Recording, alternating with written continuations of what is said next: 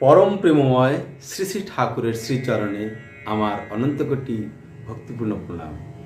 পরম পূজ্যপাদ শ্রী শ্রী আচার্যদেবের শ্রীচরণে আমার অনন্তকোটি ভক্তিপূর্ণ প্রণাম।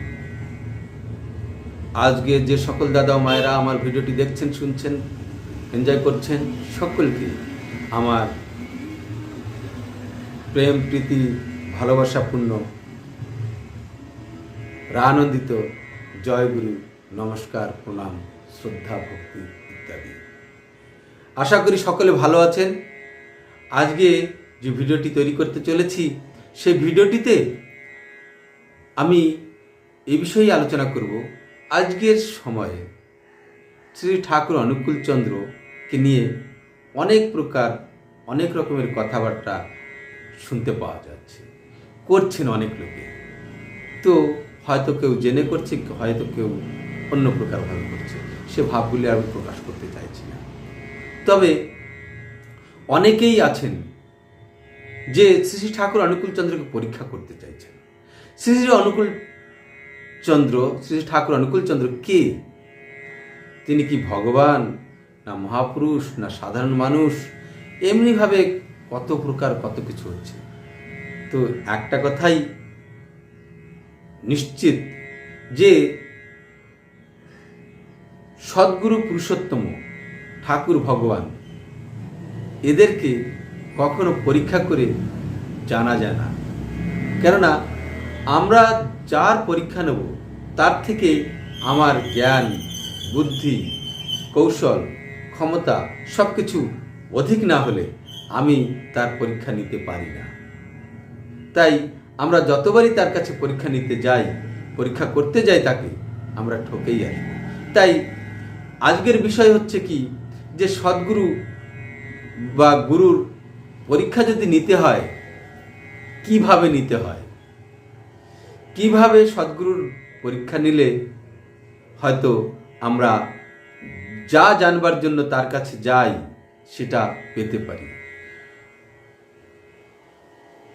গুরু, সদ্গুরু, তিনি হচ্ছেন ভাবগ্রাহী জনার্দন, যে যেমনভাবে যান, যেমনটি পেতে ইচ্ছা করেন, তাকে তেমনটি দিয়েই বিদায় করেন।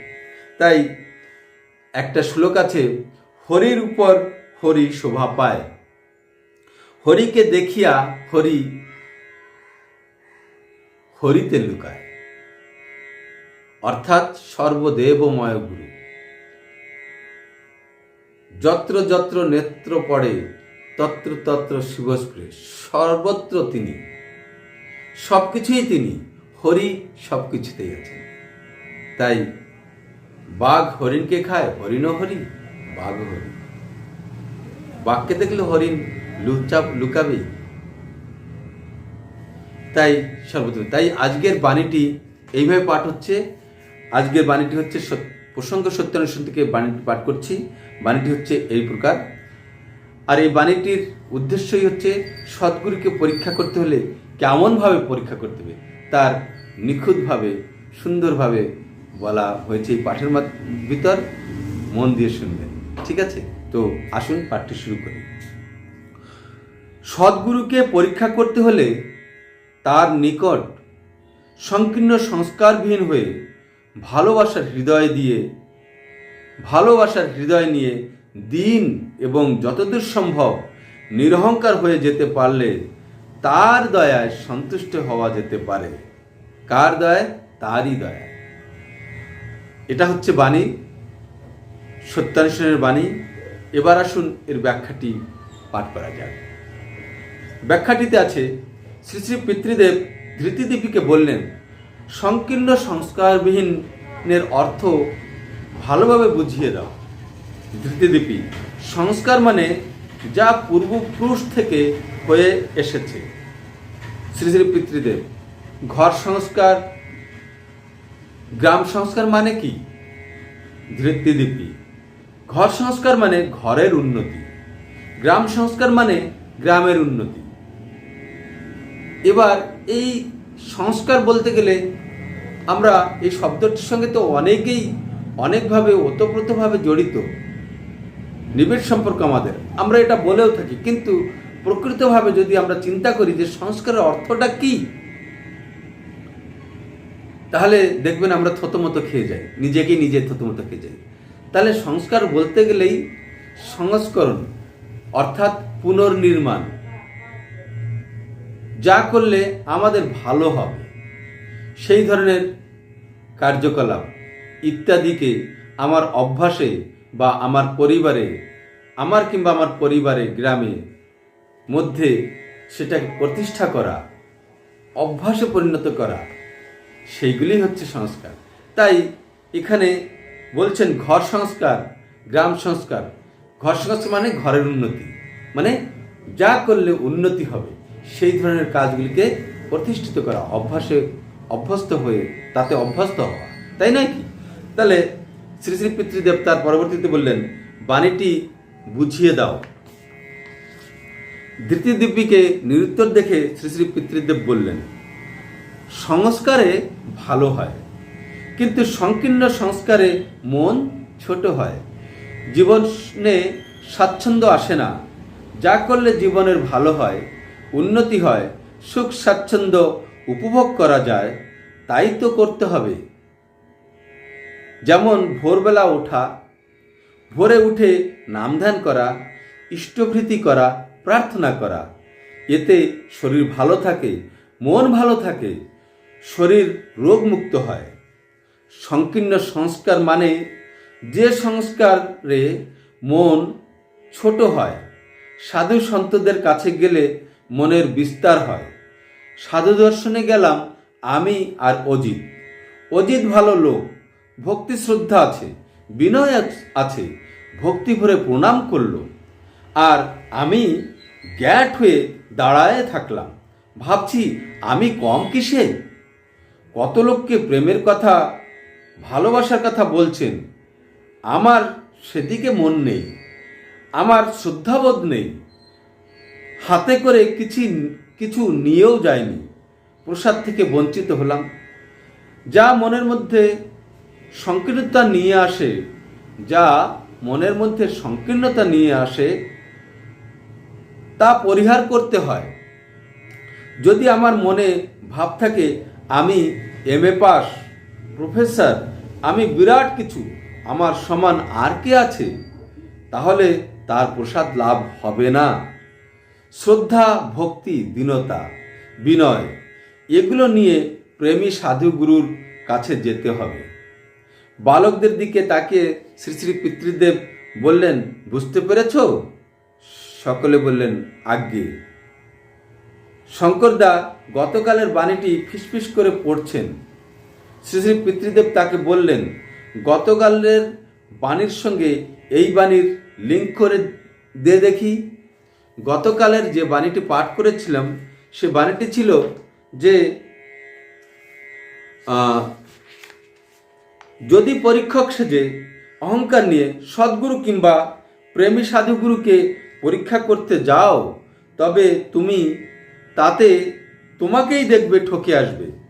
এই বাণীটি পাঠ হয়েছিল, আর আজকে যে বাণীটি পাঠ হয়েছে তার সঙ্গে এর একটা যোগ আছে, লিঙ্ক আছে।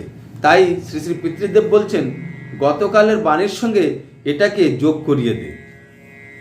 শঙ্করদা তখন বলছেন, আমি যখন কোনো প্রেমী সাধুগুরুর কাছে যাব তখন সংকীর্ণ সংস্কার বর্জিত হয়ে যাব। পিতৃদেব বলছেন, বল, যখন সাধু দর্শনে যাব তখন সংকীর্ণ সংস্কার মুক্ত হয়ে যাব।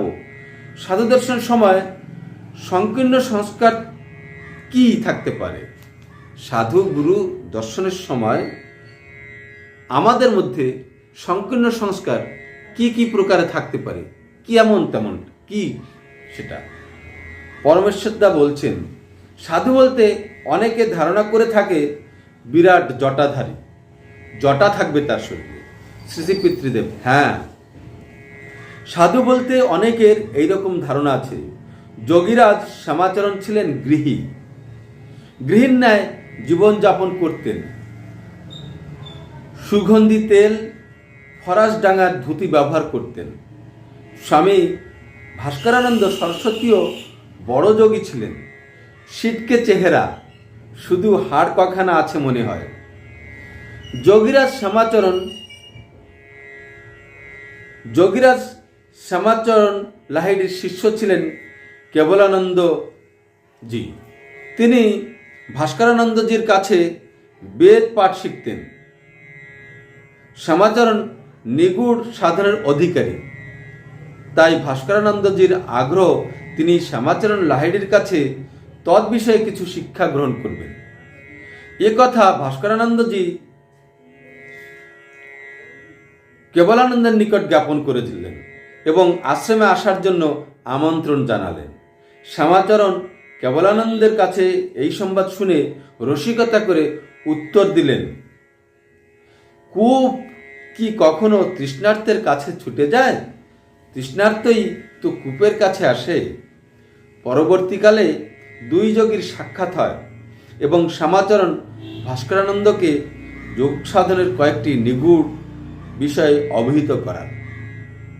তাহলে এই ঘটনাটিতেও আমরা বুঝতে পারছি শ্যামাচরণ লাহিড়ি তিনি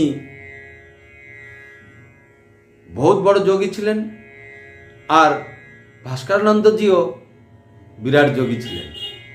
এই শ্যামাচরণজির শিষ্য ভাস্করানন্দজির কাছে বেদ পাঠ করতে যেতেন। ভাস্করানন্দজি এত বড় যোগী হওয়ার পরেও সে কিন্তু শ্যামাচরণ লাহিড়ির কাছে কিছু সাধনার সম্বন্ধে কিছু নিগুড় তথ্য জানার জন্য সে আসতে দ্বিধাবোধ করেননি।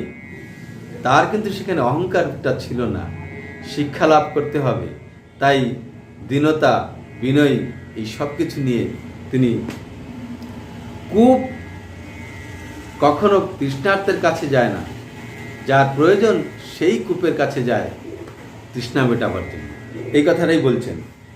এবার আর একটু এগিয়ে চলি। ত্রৈলঙ্গ স্বামীও বিরাট সাধক ছিলেন, সর্বদা উলঙ্গ থাকতেন। কাশীধামে তিনি ভক্তদের কাছে সচল বিশ্বনাথ জ্ঞানে পূজিত হতেন। ত্রৈলঙ্গ স্বামী, শ্যামাচরণ লাহিড়ি, ভাস্করানন্দজি এই তিন যোগীর সময়ই দেশে ইংরেজের শাসন ছিল, প্রচণ্ড প্রতাপ শাসক গোষ্ঠীর। স্যার উইলিয়াম লকহার্ট তখন ভারতের কমান্ডার ইন চিফ। স্বামী ভাস্করানন্দ তখন কাশীর আনন্দবাগে অবস্থান করছেন। লকহার্ট সাহেব মাঝে মাঝে স্বামীজিকে দর্শন করতে যেতেন। একদিন দর্শনে গিয়ে নিজের বীরত্ব জাহির করতে লাগলেন। লকহার্ট সাহেব মাঝে মাঝে স্বামীজিকে দর্শন করতেন এবং একদিন লকহার্ট সাহেব নিজের বীরত্ব জাহির করতে লাগলেন, কিভাবে সে আফ্রিদিদের পরাস্ত করেছেন। অহমিকা প্রকাশ হচ্ছে তার কথায় বার্তায়। কাছে একটি পেন্সিল ছিল। স্বামীজি পেন্সিলটি তুলে আনার জন্য লকহার্ট সাহেবকে বললেন।